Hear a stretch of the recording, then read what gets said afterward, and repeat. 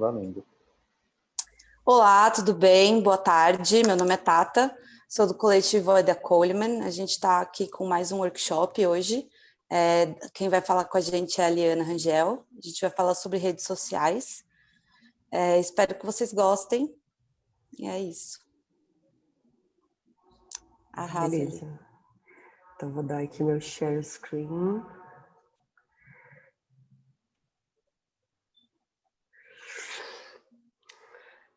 Só diminuir isso aqui. Então, vou primeiro me apresentar um pouco. Eu sou Liana, eu sou publicitária. Eu trabalho há muitos anos, 16 anos com publicidade, então já trabalhei com muitas marcas e sou muito apaixonada por essa relação entre marcas, consumo, história das pessoas e pesquisa. E há 6 anos, acho que a comida entrou na minha vida de um jeito que nunca mais saiu. Então, toda essa parte de restauração, alimentos e bebidas, e tudo isso entrou num projeto que chama Água no Feijão, que é o meu arroba esfomeado. E aí eu fui estudando, peguei tudo isso que eu gosto e fui estudando muito para esse mercado, voltado para tendências nessa história. E aí eu fui conhecendo as pessoas, fui comendo e fui pesquisando muito sobre gastronomia. Hoje eu trabalho numa agência de publicidade, com planejamento e comunicação de conteúdo para diversas marcas, além de fazer freelas aí por aí. Então, esse é um pouquinho do que eu sou e como eu chego aqui nesse lugar. Eu acho que queria também entender um pouquinho, todo mundo aqui é do mercado de alimentos e bebidas, eu sei que tem uma galera que faz pesquisa, mas acho que está todo mundo voltado para esse segmento, certo? Acho que vocês podem dar um oi só para eu saber. Então, ótimo. Aí, eu vou explicar um pouquinho o que a gente vai falar hoje, né? Acabou que a minha aula está em 2, a gente dividiu em 2, porque eu falo para chuchu, que eu achei que 45 minutos a gente conseguia dividir um conteúdo muito mais, primeiro para a gente imergir o que são as redes e como que elas acontecem um pouco hoje. Então, algumas premissas básicas, quais são as redes mais usadas no Brasil. Eu gosto muito de falar sobre essa coisa do acesso, porque a gente tem essa ideia de que a rede é um espaço democrático, e acho que eu tenho um questionamento aí em relação a isso. Então, na verdade, essa primeira aula é muito mais um mapa para a gente chegar nas redes. Aí, amanhã, a gente vai específico falar de comida mesmo, de gastronomia. Então, para mim, uma das coisas que fica para mim em relação à rede social é porque acho que desde que a tecnologia começou a trabalhar muito nessa área de telecomunicações, essas criações de laços humanos foram mudando ao longo do tempo, né? Então a gente começa lá atrás, né, desde essa coisa da enviar cartas, né, que é uma coisa que hoje em dia está em desuso, ou não, isso é questionável também. Mas acho que desde que a tecnologia entrou na nossa vida, a gente foi mudando principalmente a forma de nos relacionarmos, nós humanos, né? E a gente cria, por natureza, essa coisa de laços, sejam eles fortes ou fracos, mas essa nossa forma de interagir criam laços. E as redes sociais, elas criaram essa teia de uma conexão digital, né? Elas, ao mesmo tempo, elas foram criando esse processo de seguir, de ser amigo e de ir criando essa teia e essa conexão de uma forma digital.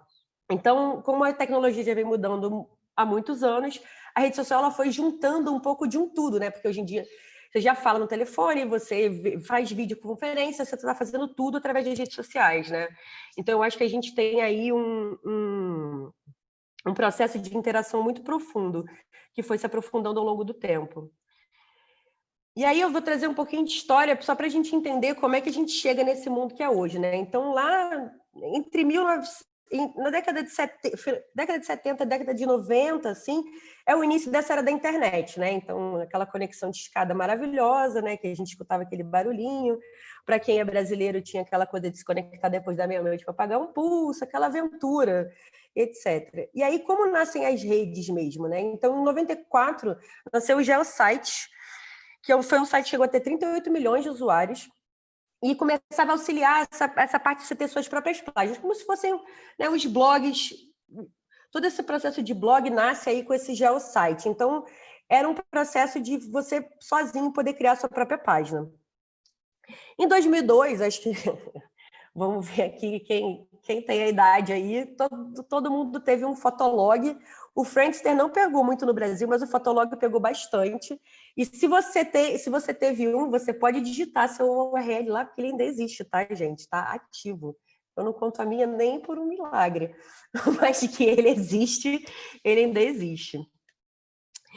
Aí, em 2003, 2006, a gente vê um boom de um monte de gente que está vivo aí até hoje, né? LinkedIn surgiu em 2003, MySpace, o Flickr, que é muito focado para foto, o próprio Facebook, né? Que nasce no ambiente de faculdade para conectar universitários, e depois lá para 2006, se não me engano, é quando ele abre para o mercado todo. O Twitter, que veio com essa função de microblogging, e o Orkut, que foi um grande boom aqui no Brasil. O Brasil foi o maior do mundo, a maior quantidade de usuários no Orkut que tinha. Então, o Orkut, para a gente, foi uma rede muito relevante para o começo de tudo. E aí, de 2007 a 2011, a gente tem uma fase dessa que eu acho que a rede social como um todo ficou muito mais imagética, né? Então, você traz o Tumblr, que é super imagético, o Foursquare, que era muito de compartilhamento, principalmente de lugares, né, de viagem, de várias coisas. Então, você tinha muito forte essa conexão e muito forte essa coisa de eu dou meu aval para que aquilo seja bom. E aí a gente tem também aí o Instagram, que é essa rede para lá de imagética que a gente tem. O Pinterest também, que é esse mood board, né, esse lugar que você faz as coisas, e o Snapchat, que é o começo desse stories que a gente vê hoje, que a gente tem aí essa eterna guerra do Mark Zuckerberg transformando, pegando a ideia dos outros, pegando para ele, ou se o outro não vende para ele, ele vai lá e desenvolve igual. Então a gente tem aí por isso que continua, e a gente tem uma eterna evolução aí sobre tudo isso, né? E a gente tem aí agora, esse ano principalmente, ele tem mais um tempo, mas esse ano principalmente a gente tem um boom do outro universo que é o TikTok, que é eu juro que toda vez que eu estudo, lancei recentemente um para um cliente e realmente, assim, acho que a gente tem aí um caminho muito, muito louco de entendimento e de evolução de tudo isso que a gente está conversando. E aí, seguindo aqui, para mim, existe uma falsa noção no Brasil de que a rede social é um espaço democrático, onde todos estão. O Brasil não é democrático, né? O Brasil tem aí essa diferença. Então, para mim, não existe... Eu gosto muito dessa frase do Paulo Freire, porque essa questão da sua base sua base ideológica é inclusive ou excludente, a gente nas redes sociais a gente é excludente, porque a gente tem uma grande parcela da população que não está. Então, eu acho que a gente entender que a gente está se comunicando com uma faixa que tem acesso, e a gente tem outro que a gente chama muito em telecomunicações de uma base silente muito grande no Brasil, para a gente poder entender um pouco isso. Aí, trazendo um pouco de dado dessa exclusão digital, a gente está falando de cada 4 brasileiros, um não possui internet. Então, a gente tem 149 milhões da população tem acesso. E aí, uma das coisas que, para mim, funciona muito, eu trabalhei no mercado de telecom durante muito tempo, trabalhei na Oi, trabalhei na TIM, e aí, quando a gente estudava essa coisa do consumidor, para mim tinha uma coisa muito forte, que foi uma mudança muito grande. Imagina, gente, quando eu trabalhei há 10 anos atrás, a gente vendia SMS. SMS era a forma de comunicação das pessoas. SMS nem existe mais, né? Eu vendi um negócio que agora nem se usa mais muito, a não ser para ficar recebendo aqueles torpedos insuportáveis falando de propaganda, alguma coisa. Então, a gente vive essa revolução, e o Brasil sempre foi muito forte na quantidade de linhas de celular que as pessoas têm. Então, a gente falando de hábito de consumo, a gente está falando que o brasileiro ele sempre teve vários chips diferentes, ele tem um celular com diversos chips, exatamente para conseguir pegar as promoções, porque o Brasil, 80% da base das operadoras é pré-pago. Então, só que eu estava vendo dado recente, tinha um tempão que eu já não dava uma olhada nisso, então desde 2018 a gente tem mais de um smartphone por pessoa. Então, a gente está entendendo que várias pessoas têm muitas coisas e outros não têm nenhum tipo de acesso. Então, a gente tem, na característica da comunicação, através da internet, a gente ainda tem muita discrepância com todas as nossas questões sociais no Brasil. Assim. Eu acho que quando a gente também começa a olhar dado dos próprios sites, que a gente vê que 80%, 70% do acesso pelo menos assim, na maioria dos meus clientes, 80%, 70% do acesso vem pelo celular, a gente começa a entender que esse acesso vai mudar um pouco, principalmente por conta desse acesso através da telefonia, né? A tela do celular e o smartphone, ele vem mudando muito essa relação de comunicação. Então, acho que eu trago um pouco dessa questão da exclusão digital para a gente parar com esse pensamento muito forte de que a internet é democrática e está ali para todo mundo. Não, não está. A verdade no Brasil é que não está. Então, para mim, eu uso muito as redes para falar para as pessoas que são espaços de trocas, são espaços de criar relações. Apesar de não é um espaço democrático, acho que isso tem que ficar claro, a gente assumiu, a rede social assumiu muito esse papel de criar relações, de expandir um pouco a tua bolha daquele lugar, ou, por exemplo, se você tem um estabelecimento, você está ali totalmente conectado àquela região, àquele bairro, àquela localidade.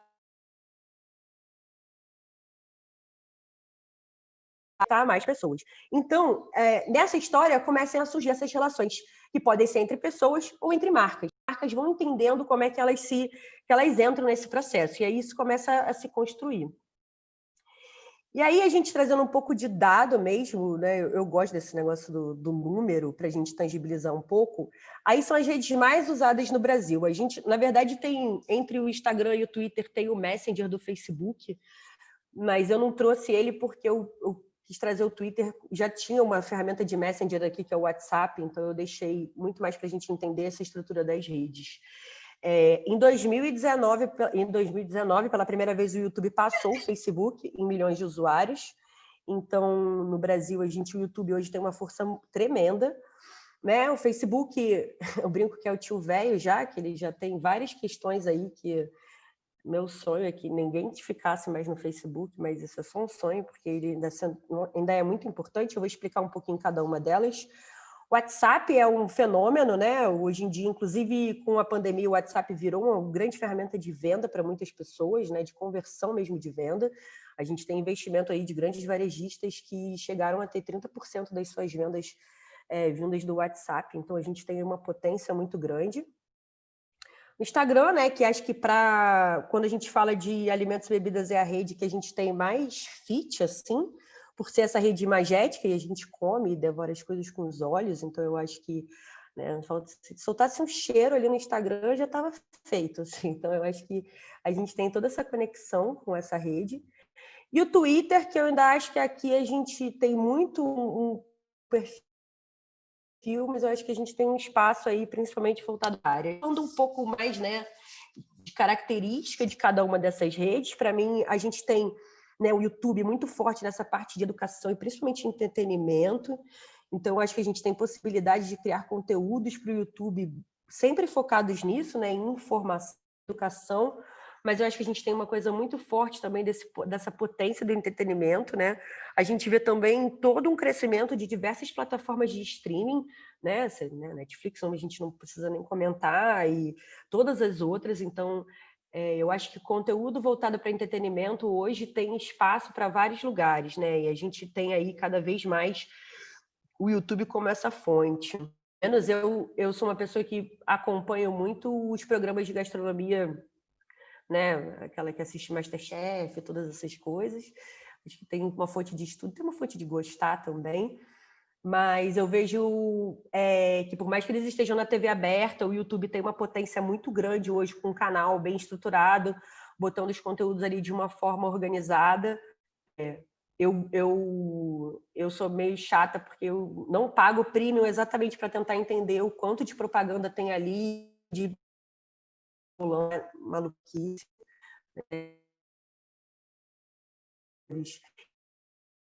Então, eu acho que a gente tem aí muito legal de crescimento em relação a isso, né? A gente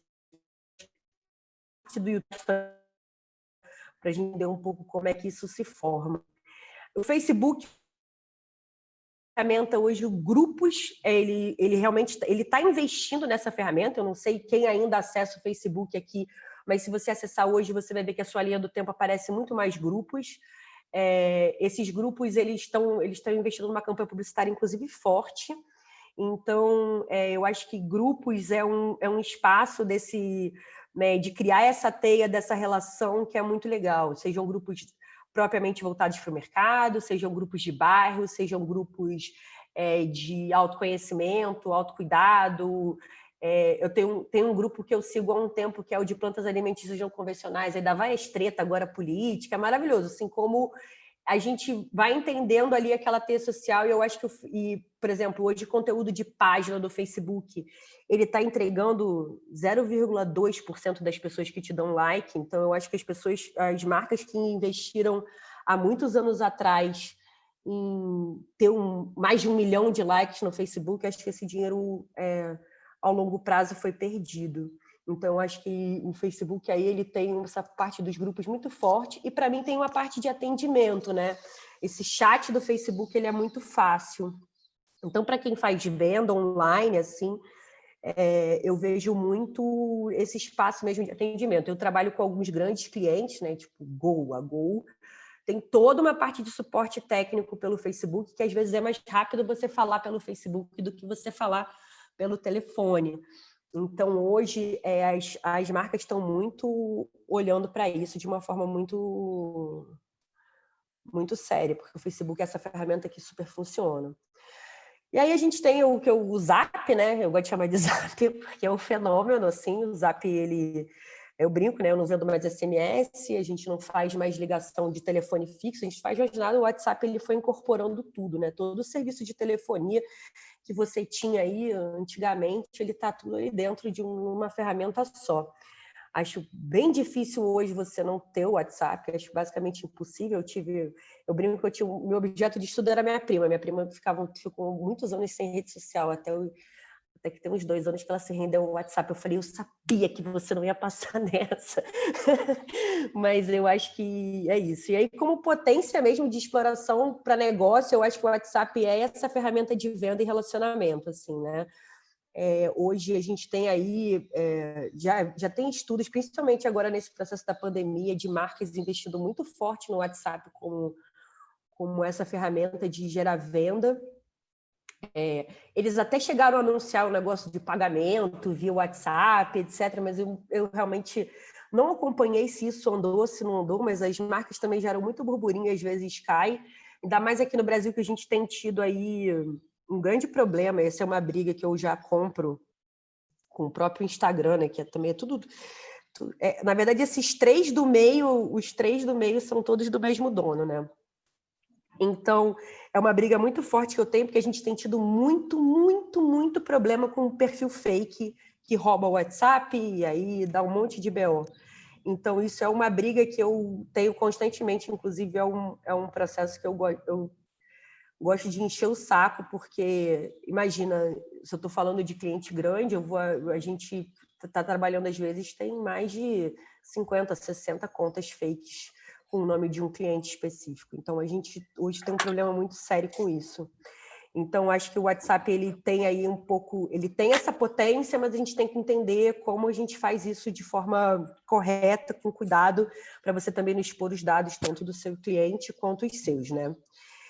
E aí o Instagram, que eu acho que é a rede que a gente, para o nosso tipo de conteúdo, eu acho que é o que mais funciona. Mais uma vez, essa relação de criar esse senso de comunidade, de troca é importante. Então, eu acho que a gente tem toda essa potência. É muito para portfólio, é muito imagético. Então, usem muito toda essa parte de imagem mesmo, acho que ela é fundamental, e essa ferramenta de relacionamento. E aí o Twitter no Brasil ele tem uma característica muito diferente, que é essa parte toda de política e de memes, né? Muito dos memes que a gente vê rodando na internet, todos eles nascem do Twitter. O Twitter é a nossa fábrica mesmo. E aí eu acho que a gente tem aí uma oportunidade que ainda para comida, para gastronomia não é uma coisa que girou, não funcionou, mas a gente tem grandes twitters gringos que falam sobre isso por lá. Então eu acho que a gente tem aí uma oportunidade com essa rede que está menos saturada do que os outros, né? Ela tem menos usuários, mas também está menos saturada do que os outros em relação a esse tipo de conteúdo. Então eu acho que a gente tem aí, dentro dessas características, dá para a gente entender um pouquinho como a gente... como está esse universo. E aí eu queria falar um pouquinho para a gente entender que, assim, rede social, para mim, assim, você não precisa estar em todas, sabe? Você não precisa fazer todos os perfis em todas as redes. Saiu uma rede nova, agora eu vou fazer perfil ali. Não sei o que, não sei o que lá, eu vou fazer. Não. Eu acho que você tem que entender que rede social, para ficar legal, você tem um investimento. Investimento, eu não estou falando de você gastar com isso, mas eu estou dizendo para você que vai pelo menos consumir do seu tempo. E tempo sempre é dinheiro, né?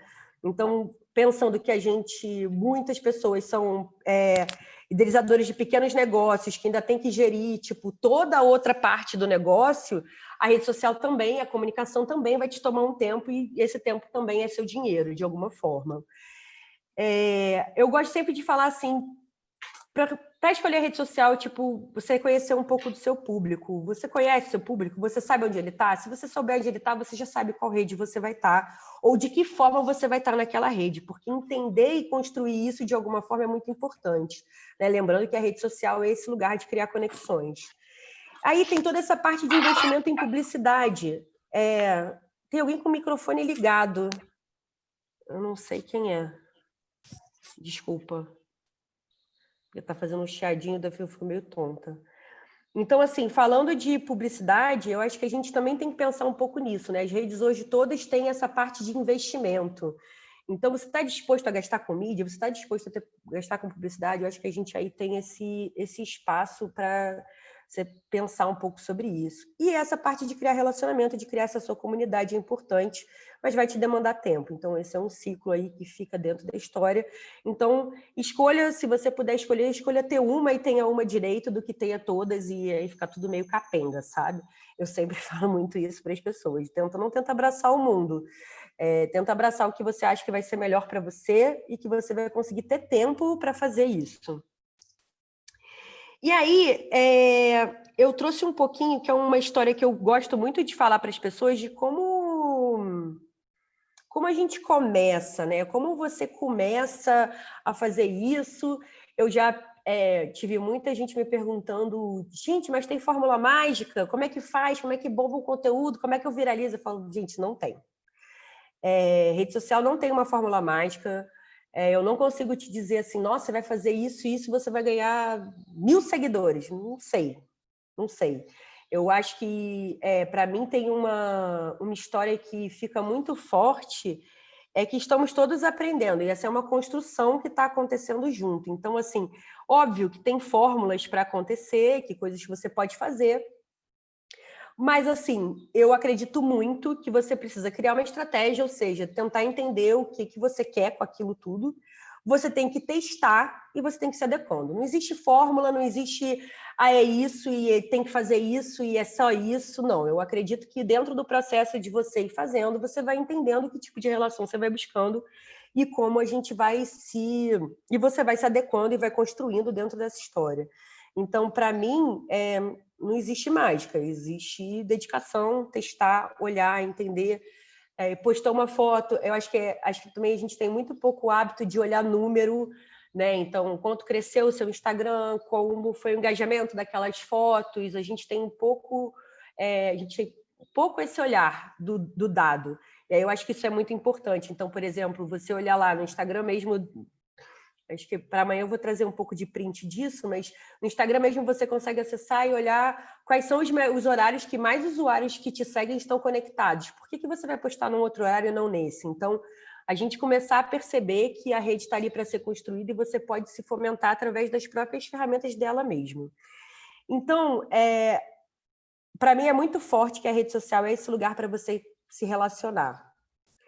E, para mim, conteúdos com cara de venda, eles são pouco...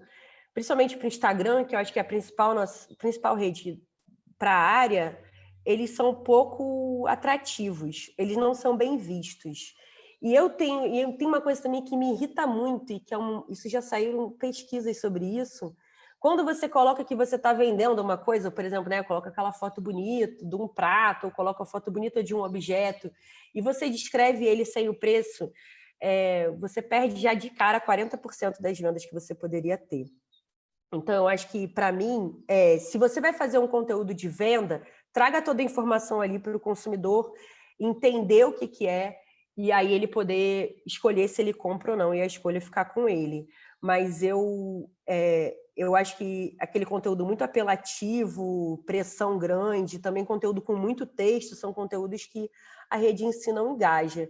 Então, para mim, entra muito no lugar de você tentar entender como você vende sem parecer que está vendendo, ou se for vender, deixe uma descrição clara para essas pessoas.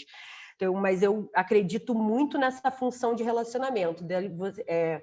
É mesmo tá se conhecendo, tá? Você começa a seguir a pessoa, eu brinco que é um crush. Aí você vai começar a conhecer e vai entrar no relacionamento até que você começa a consumir muito mais o conteúdo daquela pessoa. Então, a rede mesmo, o próprio algoritmo acaba tendo um pouco essa característica. Quanto mais likes você vai dando, mais vezes aquele conteúdo vai aparecer para você. Ou quanto mais você segue, quanto mais você acessa, mais aquele conteúdo vai aparecer para você. Então, acho que esse lugar de relacionamento é muito forte.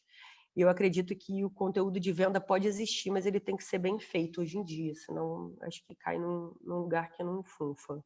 A não ser que você use mídia, que aí é outra coisa, porque você força não ter algoritmo, você tem que pagar pela impressão ou pelo clique. E aí, voltando a essa coisa de criar uma estratégia, para mim é muito importante você definir esse objetivo, assim. Define para que você quer fazer aquilo, sabe? Para que você quer começar a fazer aquilo. E aí é isso que eu estava falando, que eu falei um pouco no outro, assim, você precisa entender que você pode criar uma estratégia e ela pode não dar certo. Você pode criar uma estratégia e ela ser muito foda, mas depois de um certo tempo ela também não funcionar muito. Então, assim, para mim fica muito um lugar de como você entende o que você está fazendo, mas que você rever e mudar esse caminho não é um problema. Você mudar a rota não é um problema. Você olhar aquele teu objetivo ou chegar até ele e falar assim, não, agora eu quero fazer uma outra coisa e você ir mudando. Eu digo porque, assim, para mim, o Água no Feijão começou, imagina, eu era crítica gastronômica, Deus é mais. Então eu tinha muito essa coisa de escrever uma resenha, de ficar nessa pira, de criticar, de falar o que é bom, o que é errado. E aí, construindo essas relações, eu fui entendendo que será que era isso mesmo que eu queria fazer? Ou será que eu queria ter relações reais com as pessoas e trocar ideia e entender o que é o que está por trás da cozinha, e o que é todo o processo, como chega o alimento até o prato empratado, como é que eu faço isso? Eu comecei a entrar nessa pira e mudei completamente o conteúdo ao longo do tempo. E vai mudar até eu achar que para sempre vai mudar, nunca acho que vai ser igual, nunca acho que vai estar dentro de uma fórmula, porque eu acredito que, por mais que a gente crie esse objetivo e a gente tenha essa estratégia, eu acho que a estratégia ela pode ir se transformando ao longo do tempo, porque as relações sociais estão se transformando ao longo do tempo. Deixa eu ver que pintou um chat aqui, vou dar um bizu. Cadê? Gente, eu apanho desse negócio, o chat aparece e some, mas depois eu olho aqui o chat, então. E aí, outra coisa que eu acho muito importante da rede social, que hoje eu acho que é fundamental, é você produzir o seu próprio conteúdo. As pessoas não entram nas redes sociais para comprar coisa, mas sim para buscar informação e conteúdo. Assim, elas não estão ali na rede assim, nossa, agora eu vou comprar. Não, você vai comprar, você vai lá dar um Google, preciso comprar um negócio. Você vai o quê? Você vai no Google, vai procurar, vai no Buscapé, ou vai em qualquer ferramenta que esteja completamente ligada a um e-commerce. A rede social, a pessoa não acessa simplesmente para comprar, ela acessa para ver informação e buscar conteúdo. Então, dentro dessa história, a gente precisa produzir conteúdos, né? A gente precisa produzir conteúdos próprios proprietários, porque nisso a gente consegue se manter atualizado e relevante. Então, tente produzir suas fotos, tente produzir seus textos, evita cópia, seja criativo. Eu sei que é difícil, às vezes no dia a dia. Eu vou confessar, vou dar uma explicada um pouco melhor de como se organizar, mas eu acho que essa parte de você ser autoral nesse processo é o que vai criar muito a tua identidade. Então, ser autoral nesse processo, ser verdadeiro nesse processo, cria muito da tua identidade. Então, eu acho que aqui é o lado de que quanto mais verdadeiro e mais próximo você for, melhor, né? Aí, acho que eu já deixei bem claro que eu acho que a rede social é esse lugar de interação, então interaja, faz conteúdo que cria conversa, bota pergunta, responde tudo quanto é comentário, nem que seja só com emoji, responde inbox. Se alguém foi lá e se alguém foi lá e compartilhou o que você fez, vai lá dar uma curtida. Eu acho que estabelecer essa comunidade em torno da tua marca, do teu negócio, do teu arroba, do que você quer criar com isso, eu acho que é muito importante. Então, a gente vê muito forte, assim, pesquisa mesmo. Se você fazer aquela pergunta no final, tipo, o que vocês acham sobre isso? Cara, as pessoas vão lá interagir. Acho que o marcar outra pessoa também é uma outra ferramenta que funciona muito e é ótimo para o engajamento. Então, você marcar uma pessoa, você marcar aquele arroba, faz uma diferença. Então, esses conteúdos que puxam conversa são muito interessantes. E aí tem um outro lado também que eu acho que é muito legal, é você entender como é que você trabalha exclusividade e promoção. Então, os seus seguidores, o mundo inteiro, todo mundo vai dar uma vantagem de uma exclusividade. Então, que é engraçado isso, mas é a realidade. Então, se você entende que tipo de vantagem você vai oferecer para os seus seguidores, que pode ser para todos, ou pode ser tem gente que tem até canais fechados, onde o conteúdo é pago, mas eu acho que a gente precisa entender quais são essas vantagens, essas exclusividades que eles vão ter, para a gente poder oferecer vantagens bacanas, do tipo, eu acho muito legal, por exemplo, beleza, eu vou fazer um evento sempre na minha casa, fechei, que a gente vai ter toda sexta-feira, né, bons tempos que a gente podia ter uma banda no bar, beleza. Aí eu anuncio a banda primeiro, eu crio uma estratégia para anunciar a banda primeiro sempre nas redes sociais, no horário X e etc. E assim, eu trago para quem me segue a possibilidade de ter aquele conteúdo em primeira mão. Então, eu acho que você trabalhar isso não quer dizer que você vai fazer sempre uma promoção, você vai dar algum brinde, alguma coisa nesse sentido, mas para mim entra muito no lugar de você trabalhar toda essa parte de uma forma que, quem me segue tem uma vantagem, sabe antes do que está acontecendo, sabe antes de coisas que eu posso ter, como é que eu vou dizer? Agora falhou. Mas que eu posso dizer que é uma certa exclusividade, é uma vantagem eu estar ali te seguindo, porque eu sei antes de que todo mundo. Quem não te segue não vai saber. E aí, eu montei um pouco, assim, dando uma resumida nisso tudo que eu falei, eu montei um pouco que eu brinco que são alguns passos para a gente começar. Então, como você começa a trabalhar as redes sociais? Como é que, Aliana, você falou esse monte de coisa, mas como é que eu crio realmente isso? Como é que eu começo a tirar essa rede do papel? Como eu começo a fazer que ela faça sentido para mim? Então, a primeira coisa que eu sempre falo para as pessoas é descubra com quem você quer conversar, né? Se a rede social é um lugar de diálogo, você precisa descobrir qual é o seu público. O que interessa a ele? Então, nisso já fica muito mais fácil, para você entender e construir que tipo de conteúdo você quer fazer. Então, assim, o público ele é muito um norte, porque é esse lugar é com essas pessoas que você quer conversar. Então, você precisa entender um pouco dele. Aí, eu acho que tem diversas ferramentas, assim. Para mim, principalmente, é muito tentar entender onde ele está e vou começar a ler, pesquisa, etc. Hoje em dia tem muita pesquisa de público voltada assim, de geração, pesquisas publicitárias, eu não acredito muito nisso. Acho que você tem que ter um pouco desse feeling de entender ali quem está ali. Principalmente quem tem um espaço físico, você também tem essa limitação geográfica, né? Então, entender qual é a geografia, qual é o contexto sociocultural, político ali da tua região, acho que isso também faz uma diferença um pouco nessa descoberta do público. Eu acho que quando a gente começa a olhar para a concorrência, também a gente começa a olhar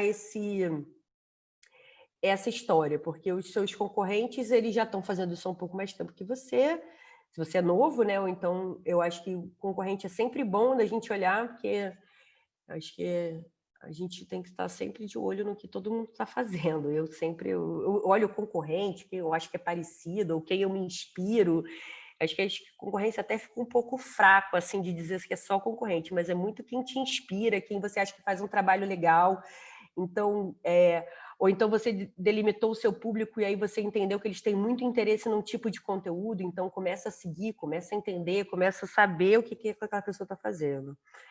Aí outra coisa que eu acho que é muito importante é você tentar, dentro do planejamento, montar uma frequência real, assim. Qual a periodicidade que você vai ter nas postagens? Qual vai ser a frequência que você vai ter daquilo? Assim, não inventa um negócio, não, eu vou postar todo dia. E daqui a pouco não tem mais nada para postar. Teve uma era aí das redes sociais que a galera postava aquele gatinho de manhã, sabe, dando bom dia, só para ter um conteúdo. Eu realmente é uma briga que eu tenho com muitas pessoas que eu não acredito, né, em conteúdo mais diário, eu acredito em profundidade e qualidade do conteúdo. Aí eu crio conexão, eu crio essa identidade. Eu não acredito muito em post por post, porque tem que postar todo dia. Eu não acho que é isso, eu acho que é muito mais a gente entender aquela conexão real que a gente está fazendo. Então, não se reprima, se você quiser postar todo dia, tá tudo bem, não é uma questão também, mas eu acho que, para mim, o mais importante é a gente pensar um pouco nessa periodicidade e na qualidade dessa história. A gente tem também uma parte muito forte que, como a gente está falando, principalmente, né, no caso, para comida, eu faço muito forte esse recorte do Instagram, porque o Instagram é muito forte, então acho que criar essa parte de identidade, que tipo de imagem você quer passar para o seu público, é muito importante. Então, amanhã eu vou dar algumas ferramentas que te ajudam para isso, para criar essa identidade, mas é muito esse olhar visual do que você quer passar para o teu público. Então, é o tipo de foto que eu quero, eu gosto de fundo de madeira, e você começar a entender, não, eu posso fazer dentro do meu restaurante mesmo, não, eu posso fazer fora, não, eu vou contratar um fotógrafo que vai fazer um shooting que vai ter um monte de fotos que eu vou poder usar durante um tempo. Aí eu acho que você precisa estabelecer que tipo de identidade você quer. Eu já tenho a minha marca, eu tenho uns layouts de apoio com texto, e aí eu vou trabalhando eles separados, aí você tem que entender essa identidade visual, que eu acho muito importante. E aí, de novo, eu acho que eu vou bater nessa tecla a aula inteira, que cria essa conexão com seus seguidores, aí cria esse espaço de conversa, interage sem parar, que eu acho que você tem um caminho aí que pode ser bem bacana. E esse primeiro passo foi isso. Eu acho que eu fui bem no tempo, né, gente? Eu tô aqui meio tinha me marcado para a gente ter 15 minutos aí de dúvidas, e acho que cheguei no horário.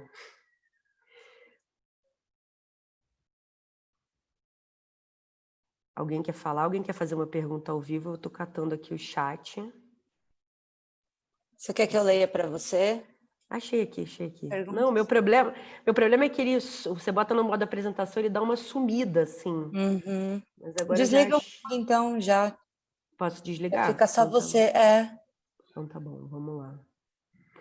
Bom, vou ler. Mandem suas perguntas. Tá. Eu tenho uma dúvida. Você acha indispensável para as redes sociais no dia de hoje que a pessoa que cuida de um projeto ou negócio precisa, de fato, aparecer, usar sua própria imagem para a promoção de algo? Olha, Grace, respondendo a sua pergunta, eu acho que é assim, hoje em dia, o que acaba acontecendo é que muitas marcas estão muito conectadas e ligadas a uma pessoa, né?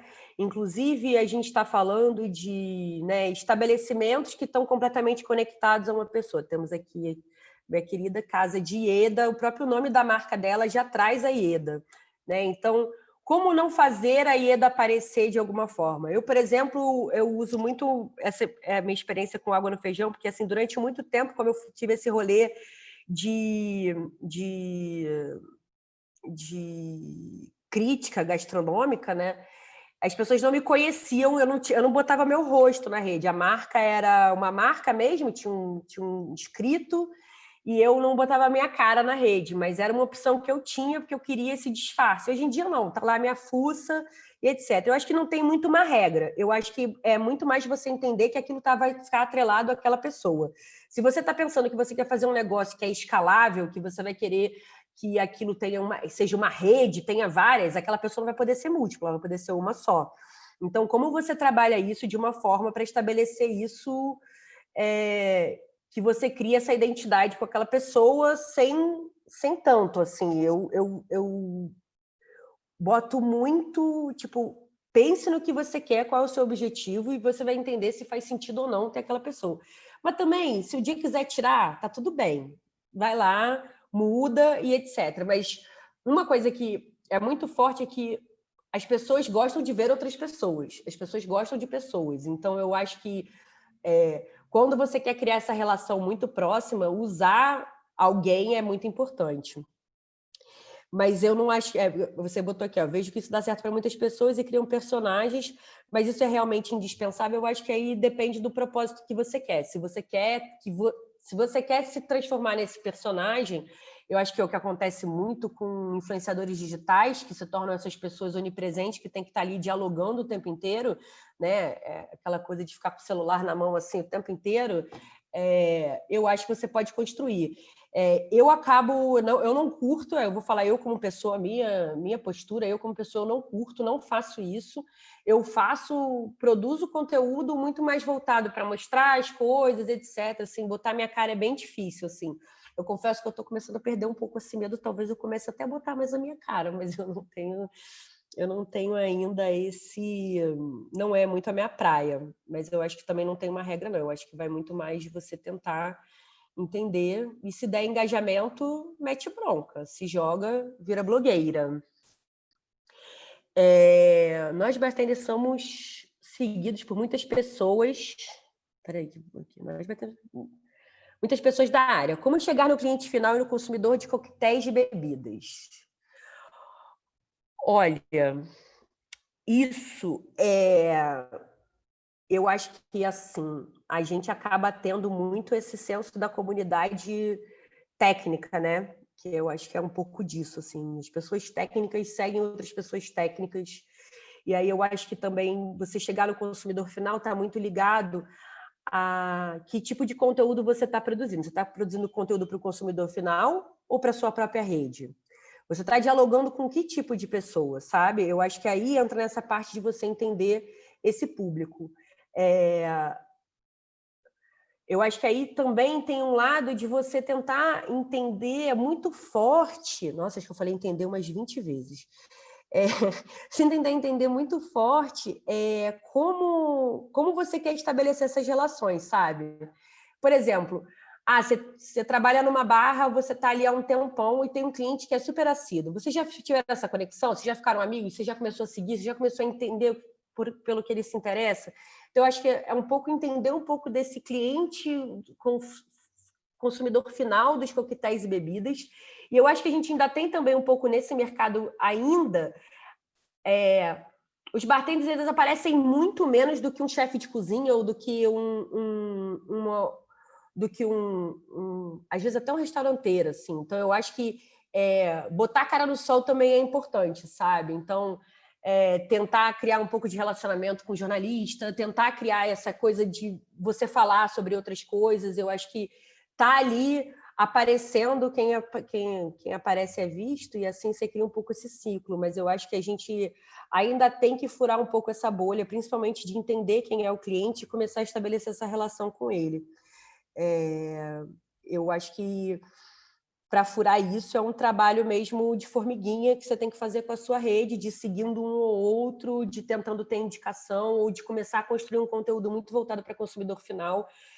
Eu até amanhã eu vou trazer um pouco o que eu tenho visto, assim, tipo, acho que a gente está vivendo um pouco na área principalmente de drinks, de coquetelaria, essa parte muito forte de gente que não entende porra nenhuma fazendo conteúdo, assim, né? Como eu brinco, como eu já falei algumas vezes que vou mostrar esse vídeo para vocês, que o menino explica que é maravilhoso descer a tônica pela bailarina, que melhora. E você aumenta a superfície de contato, você perdeu uma parte do gás, assim. Então, assim, a gente hoje ainda tem uma coisa muito forte desse conteúdo técnico, às vezes ficar dentro da nossa bolha, mas a gente tem que entender que tipo de linguagem a gente usa para poder sair dela. E eu acho que aí é que a gente vai achar esse buraco aí.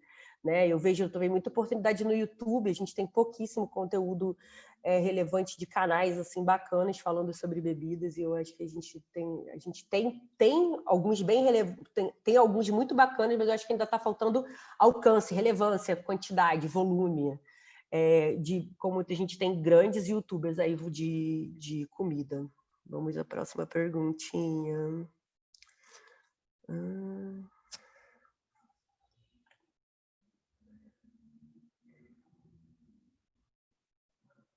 O que um estabelecimento alimentício não deve fazer nas redes sociais? Então, eu sou uma pessoa que eu não gosto de botar muito essa regra, não, entendeu? Eu, inclusive, na aula que veio, vou falar um pouco sobre posicionamento político, por exemplo. Eu acredito que uma marca pode sim ter posicionamento político, eu não vejo problema nenhum em relação a isso, desde que você compre esse barulho, sabe? Eu não sei se vocês conhecem, mas tem o Bar do Omar, lá do Rio, que, né, nesse processo das eleições, principalmente aí a partir da eleição, principalmente aí desde o impeachment, na verdade, da Dilma, eles vêm com um posicionamento político muito forte de esquerda e já se declararam por completo, né? Lá no Rio a gente tem muitos lugares com esse posicionamento muito forte, né? A gente viu alguns chefes de cozinha aqui, né? A gente teve um caso aí durante o processo das eleições que foi principalmente o da Helena Rizzo, que postou uma foto e aí, né, foi completamente execrada pelo outro lado, né, do lado bolsonarista, mas eu acho que a gente precisa entender que quando você compra um barulho, você compra aquele barulho, então assuma as consequências dele. Eu não acho que não tem nada que ninguém não possa fazer, eu acho que você deve muito mais entender como você faz e se aquilo está conversando com o seu público. Se tiver, mete bronca, faz o que você quiser. Eu também não gosto de mostrar a cara, alguém que nem eu. Sim, as postagens de bar que mostram as pessoas envolvidas no dia a dia têm muito mais engajamento do que as postagens somente de produto. As pessoas gostam de ver gente. E eu acho que as pessoas gostam muito de ter esse lugar de conhecer também quem está ali por trás e com quem ela vai ter aquela relação ali no bar. Eu sempre busquei, dentro do processo de criar conteúdo para bar e restaurante, de trazer esse pessoal, assim, esse olhar das pessoas. Eu acho que as pessoas gostam de pessoas e gostam dessa relação. E aí conhecer um pouco da história é até engraçado, assim, porque você começa a conhecer um outro lado, né? Eu gosto sempre de fazer entrevista com quem trabalha e descobrir alguma curiosidade, que aí sai no texto e todo mundo, caraca, nem sabia que isso existia, nem sabia que essa pessoa fazia isso, e às vezes ali naquele papo acaba rolando. Então, eu acho que isso é muito legal. Ó, eu e Rebeca, por exemplo, no Rueiras, colocamos a nossa carinha somente para dar uma intimidade e abertura maior para o público se comunicar com a gente. Ah, legal. Eu acho que é isso, não tem muito essa regra sobre você, assim, se expor. Acho que basta você querer, porque acho que também uma vez que você faz essa exposição, acaba sendo... É legal você manter uma certa frequência. Então, eu acho que... Por isso que eu acho que eu nunca botei a minha cara, porque eu sei que no momento que começar vai ter que seguir. Então, eu entro muito nessa. Mais alguma pergunta, gente? Vamos lá. O mais complicado é conseguir tempo para administrar o dia a dia no trabalho, consultorias, eventos e ainda administrar as redes sociais. Isso aí, ó. Garapa PB é um projeto que visa enaltecer os insumos regionais, bioma da Caatinga, Mata Atlântica, tem contribuições. Acho que esse equilíbrio aí, Letícia, que eu vou até falar um pouco mais forte amanhã, porque eu vou entrar mais nessa parte mais tática mesmo, mas eu acho que essa coisa de administrar o dia a dia, eu falo muito para as pessoas assim, cara, eu imagino, tem períodos da minha vida que eu estou cuidando de muitas redes sociais ao mesmo tempo. Como é que eu faço? Como é que eu dou conta de tudo isso? Claro que às vezes um pratinho ou outro cai, mas para mim é muito isso assim, cara, se você parar um dia no mês, se você não quiser fazer post todo dia, mas se você quiser pensar um dia no mês, você faz um planejamento do mês inteiro, do outro mês, né? Eu penso sempre no mês para frente. Você consegue se organizar um pouco melhor, coloca uma agenda para você poder escrever aquilo, para você fazer o post, para você poder também pensar no material, na foto que você vai precisar, no não sei o quê, na ribimboca da parafuseta. Então, eu acho que é muito importante essa parte de planejar. Se você não der planejar e for ficar no freestyle na mão, é muito mais complicado, entendeu?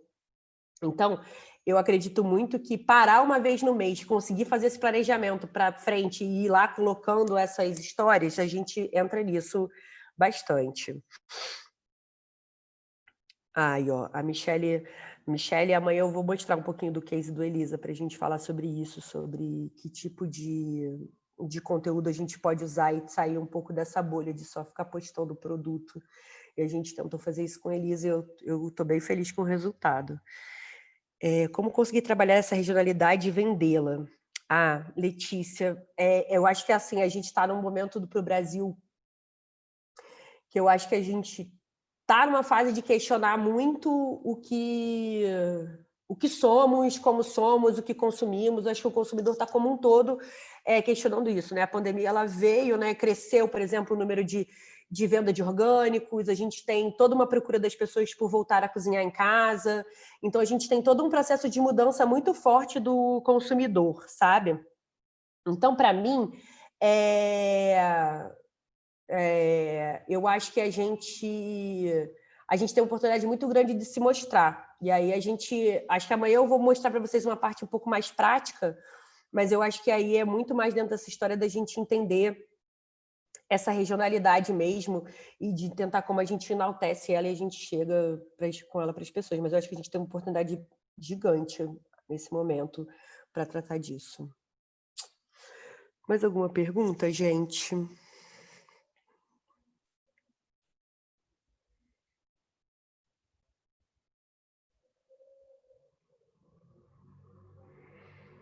Eu acho que eu esclareci todos. Alguém ficou com mais alguma dúvida? O pessoal tá tímido.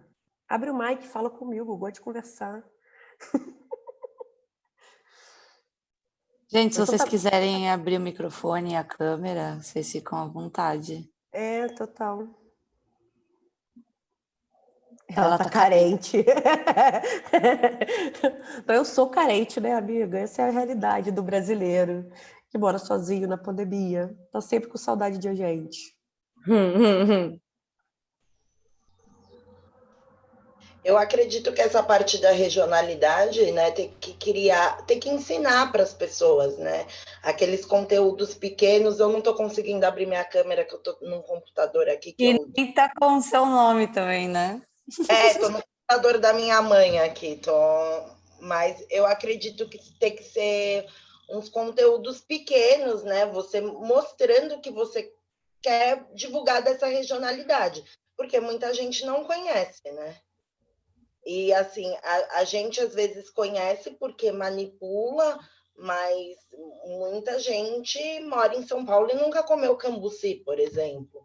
Pode parecer absurdo, mas não é, né? Então eu acredito que tem que começar nessa parte de uma divulgação pequena, né? E você explicar a regionalidade de uma maneira que não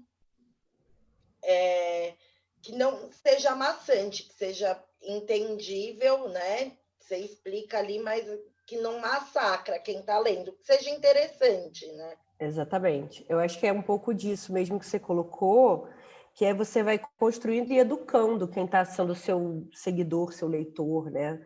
Que acho que criar conteúdo é sobre isso, assim. Você não precisa dizer tudo de cara, você pode ir fazendo partes e faseados. Você pode fazer a gente tem hoje em dia muita versão de vídeo, né? Então você pode fazer um vídeo explicativo, que é um pouco que a gente fez com Elisa, de trazer as mulheres contando as suas histórias. Então, eu acho que você entender as ferramentas, entender como é que você constrói esse tipo de conteúdo é muito legal. E uma das coisas que eu acho que é muito importante, assim, se você tem vontade de fazer isso, eu falo muito para as pessoas, tipo, não se reprima, sabe? Vai, se joga, faz. Se der errado, depois você apaga. Se você não gostar, você não posta, entendeu? Mas tenta botar a cara ali, tenta fazer. Eu dei uma aula, eu dei essa aula para a gastronomia periférica e teve um menino no final, ele falou: eu sou louco para fazer um canal do YouTube, mas eu preciso de não sei o quê, preciso ser... Eu falei, não precisa de nada. Tem um telefone? Compra um tripé, bota ali num lugar, vê uma luz decente e mete bronca. Sai fazendo. Mesmo que você faça só para você, mas pelo menos você começa a se experimentar e para tentar entender qual é o caminho que você quer. Então, eu acho que a gente tem aí você pode criar, e aí pode criar de diversas formas. Você acha, essa é uma pergunta aqui, você acha interessante ter uma padronização de imagem no Instagram, de modo que tenha uma linha condutora? Como seria essa linha condutora? Bom, eu acho muito importante a gente ter mais ou menos um padrão. Não porque eu acho que Eu, por exemplo, digo pelo meu, assim, eu várias vezes eu esqueço de tirar foto, a foto fica uma bela bosta, então eu resolvo não postar. Então, eu acho que, assim, tente pensar que as pessoas comem com os olhos, principalmente comem e bebem com os olhos. Então, assim, foto de produto, principalmente, que era o que a gente até estava conversando, que gera menos engajamento.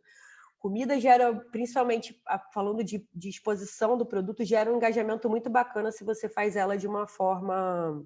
Se você bota ela bonitona, assim. Então, eu acho que ter esse cuidado de olhar e de tentar trazer essa estética que você quer, eu acho muito legal. Eu acho que também é muito difícil, às vezes muito custoso, mas eu falo muito para as pessoas que às vezes é muito mais barato. Eu não estou dizendo que não vale o trabalho de um fotógrafo, longe de mim, meu pai é fotógrafo, eu fui fotógrafo durante alguns anos da minha vida, então, assim, eu super valorizo esse trampo. Mas às vezes é muito difícil, principalmente para quem tem cardápio que varia muito, ficar fazendo sessão de foto toda hora, até porque fica muito custoso. Então, para um pouquinho, investe um pouquinho num celular um pouco melhor, às vezes eu sei que é difícil, mas pensa que aquilo também vai ser uma ferramenta de trabalho para mostrar o seu trabalho. Então, eu acho que é muito legal você também pensar um pouco nessa história, né, em pensar em que tipo de fundo sempre você vai ter. Você não pensa um pouco na louça, na apresentação, então acho que a gente pode chegar nisso aí.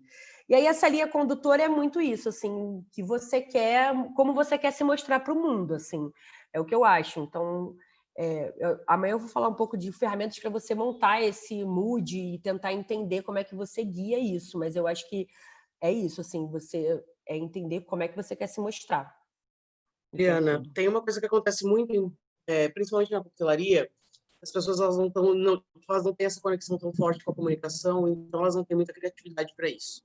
Então, quando você pega os bares, você tem, tipo, provavelmente três fotógrafos que fazem foto de coquetel, e é sempre a mesma montagem, é sempre a mesma coisa. Então, às vezes, você está olhando o Instagram de um bar e você, às vezes, até confunde com um de outro. Então, eu não acho que você tem que fazer uma coisa, tipo, escalafobética, para você tirar uma foto, tipo, criativa, bizarra, que vai ser bizarro, as pessoas não vão entender. Mas tem que sair desse lugar, tipo, confortável de fazer sempre um trabalho muito parecido com o do coleguinha, porque você sabe que em tese funciona. Porque fica muito pasteurizado, é tudo igual. Sim, Tipo, é isso que está acontecendo hoje no Brasil. Você tem, aqui, especialmente em São Paulo, você tem 3 caras que fotografam. Então, é sempre mais ou menos o mesmo estilo de fotografia. Tipo, as pessoas não saem desse lugar. Então, é muito bizarro. E é por isso que eu te falo, quando você começa a gerar um conteúdo um pouco diferente, as pessoas se interessam muito. Isso aconteceu, por exemplo, até no FEL, com a questão das legendas das fotos. Eram fotos de coquetel, não tem muito como você fugir disso. Não eram com esses mesmos fotógrafos, eram com outros. E as pessoas falavam muito, tipo, os clientes comentavam no balcão, perguntando quem fazia as legendas, enfim, o que fosse. Então, isso Sim. era bem interessante, assim, pensar no conteúdo como um todo, não só a fotografia ou só a legenda, que daí você faz uma foto ruim e uma legenda boa. As duas coisas têm que funcionar juntas, é um conteúdo inteiro. Os dois são casadinhos. Acho que Opa. só complementando esse negócio da Mi, que ela falou essa questão da foto, para mim tem uma coisa que quando eu fui fotógrafa, meu pai é fotógrafo, professor de fotografia. E aí, quando o que mais me fazia evoluir na fotografia é quanto mais eu fotografava. Então, quando eu falo muito para as pessoas, tipo, compra um celular e vai se testar, vai experimentar, bota um fundo, testa ali, faz não sei o quê. Essa experimentação que você estava falando, de sair, fazer uma coisa diferente que não está dentro desse pasteurizado imagético que foi construído pelos fotógrafos, você só vai conseguir construir algo diferente se você tentar. Pode ser que você tente, tecnicamente fica uma bosta, mas aí você começa a entender um pouco de luz. Aí compra uma luzinha, compra aquele ring lightzinho, aquilo ali é uma beleza, é pequenininho, cabe no bolso, funciona que é uma maravilha. Já fiz o Taste of São Paulo de 2019 inteiro com um ring lightzinho que eu carregava e era ele ali no meu bolsinho, minha pochete de produção e mete bronca, entendeu? Eu acho que é isso, assim, se você não se experimentar, se você não for lá e testar, você não brincar com isso, às vezes você montou ali um negócio dentro de casa mesmo, mas sem obrigação e sem a pressão. É ali que você começa a fazer as coisas de uma forma mais leve e começa a chegar um pouco no que você quer. Então, eu falo assim, se experimente, sabe? Teste. Eu acho que aí é o lugar que você vai achar exatamente esse fio condutor, assim. Mas quem ia falar? Que eu interrompi? Eu. Diga. Dá para me ouvir bem, né? Ótimo. Eu Tá. estava pensando justamente nisso, porque às vezes a gente fica preso a uma ideia de que eu preciso contratar um fotógrafo que já tenha feito esse tipo de trabalho, que nem sempre é assim. Algumas vezes tem uns fotógrafos que gostam de experimentar várias áreas, entendeu? E Uhum. tirar foto de espetáculos, tirar foto de lugares, tirar foto de, sei lá, o pôr do sol, uma coisa assim diferente. Às vezes é esses fotógrafos que têm uma criatividade muito foda, que vão compor uma foto massa, que vão te dar uma ideia de legenda massa, e que também às vezes é bom você pensar em investir em profissionais, às vezes de publicidade e propaganda, né? Não no início, óbvio, porque são profissionais caros, a gente sabe, por questão, né, do trabalho que eles fazem, mas que eles fazem, montam o seu Instagram todo. Tava conversando com uma amiga que é publicitária e ela disse, olha, meu trabalho é esse, eu monto a imagem da marca. E aí eu dou para ela e ela faz o que quiser com isso. Tem alguns clientes que não gostam e a gente conversa e tal, mas é justamente isso, de se experimentar, de tentar, do que você falou, de pegar um ring light, algo que você tem em casa e testar é a coisa mais maravilhosa, porque a partir do momento que você está trabalhando com bar, você tem que saber vender seu produto, não só de falar sobre ele, mas de mostrar ele. Então, Porque o cliente que ele não, hoje em dia, né, na pandemia, você não vai ter a liberdade que a gente tinha antes de mostrar, de chamar o cliente para casa. Você tem que mostrar com foto, com total. experiências anteriores, né? Mudou totalmente essa parada de se vender hoje em dia. Não, total, né? Você falou perfeito, assim. Eu acho que para mim fica muito isso, assim.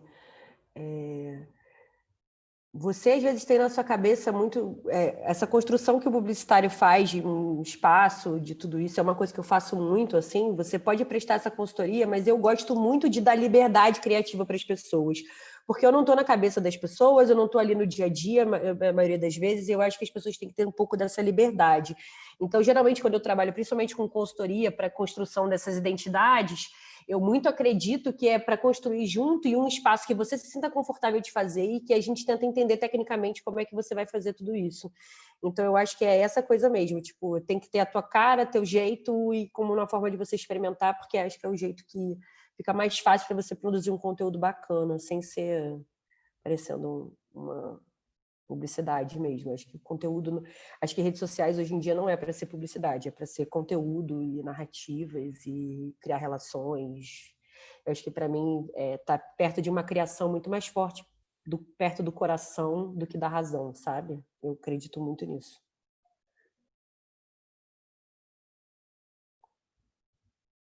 Alguém tem mais alguma pergunta? Vamos deixar tudo para amanhã.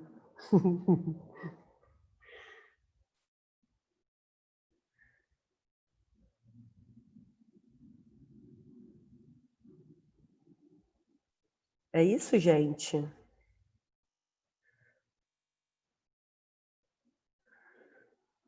Aí, ó, vou deixar para amanhã. Não adianta ter algo com as cores do seu momento, tons pastéis e não tremichão do seu negócio. A gente está... Acho que conteúdo é conectado com o coração e não com a razão. É muito mais nesse lugar. Quanto mais próximo... Amanhã eu vou falar bastante sobre isso. Quanto mais próximo e verdadeiro você for, acho que maior é o engajamento que você tem. A gente viu aí, né, na pandemia, a queda de grandes influenciadores, tipo Gabriela Pugliese, que foi execrada nas redes sociais, porque, né, estava fazendo merda. Então, eu acho que a gente tem aí esse lugar muito forte de cada vez mais a verdade é o que vai fazer a diferença. Ó, Graça já falou que vai deixar coisa para amanhã. Liana, eu tenho mais uma pergunta. Fala, Dida. Como você acha que a gente consegue combater esse conteúdo inadequado, né? Tipo, printo a imagem da Tônica descendo pela bailarina e solta um post polêmico. Como combater isso e realmente conseguir, e não sei se tirando é a palavra, né? Mas conseguir mostrar para as pessoas que a pessoa que fornece aquele conteúdo, que aquele conteúdo não tem qualidade, né? Não diria nem a pessoa, enfim. Eu acho que a gente tem um problema que a falta de informação é a que mais existe, né? Principalmente a informação do correto. E aí eu acho que se você quer comprar esse tipo de barulho, você vai entender que você vai comprar uma briga. Eu, por exemplo, faço alguns tipos de posicionamentos políticos nas minhas redes porque eu acredito nisso. que é a minha forma. Mas então, quando você se posiciona de combate, principalmente se você está falando com um influenciador, que é esse tipo de coisa, você se coloca nesse perfil um pouco combativo. Eu acredito muito numa outra forma, de você construir construir o pensamento, o porquê a pessoa chega naquilo. Então, assim, você pode falar sobre isso sem precisar ir lá e botar um print do cara falando sobre isso. Ó, gente, tem gente por aí que fica botando tônica para descer pela bailarina, mas isso não faz sentido nenhum. Por quê? E fisicamente você explica por quê, mostra qual é o correto e pronto, entendeu? Eu adoro gerar uma briguinha, mas eu acho que a gente tem que entender que tipo de picuinha que a gente vai criar, porque no final das contas, esse cara está falando com o consumidor final que pode chegar para você de alguma forma, entendeu? Como profissional. Então, eu iria um pouco mais nesse sentido. Porque tem um cara aí dando curso que ele realmente tem um alcance muito grande. Eu não sei o conteúdo final, né? Mas promete mundos e fundos. Inclusive, antes da gente entrar, eu estava olhando, né? Dá até vontade de comprar para olhar, assim. É muito difícil, porque as pessoas ganham relevância na internet, sabe? A internet, às vezes, faz pessoas burras famosas, sabe? A gente tem muito isso. E aí, às vezes, o cara que sabe muito, tecnicamente, profissional, não tem o mesmo espaço que um cara que não sabe, sabe? Eu vejo muito isso, por exemplo, meu pai fotógrafo. Meu pai é um fotógrafo, caralho, sabe muito, dá aula sobre isso, explica para as pessoas na maior facilidade, mas ele não é da era digital, e aí você vai olhar um cara que tem pouquíssimo, tem muito menos tempo, sabe muito menos tecnicamente que ele, tem 200 mil seguidores. Dá cursos e mais cursos, e a turma fica lotada, e é muito complicado dentro dessa história. Então você tem que, eu acho que posicionamento e construção dessa relação é meio que diária, sabe? É meio que um processo de trabalho, de entendimento do que e como, e aí você vai estabelecendo essa história, vai estabelecendo essa rede, sabe? É muito difícil, assim, por isso que eu falo para as pessoas que não tem fórmula, não consigo te dizer que você faz isso, vai bombar. Eu não tenho essa fórmula, não. Real oficial, adoraria ter, porque eu também estaria rica, não tenho. Mas não tenho, estaria vendendo fórmula aí, coaching... Mas não é a minha praia, eu acho que a minha praia é a verdade, eu acho que essa construção de verdade é uma coisa que você vai fazer ao longo do tempo, não tem muito jeito.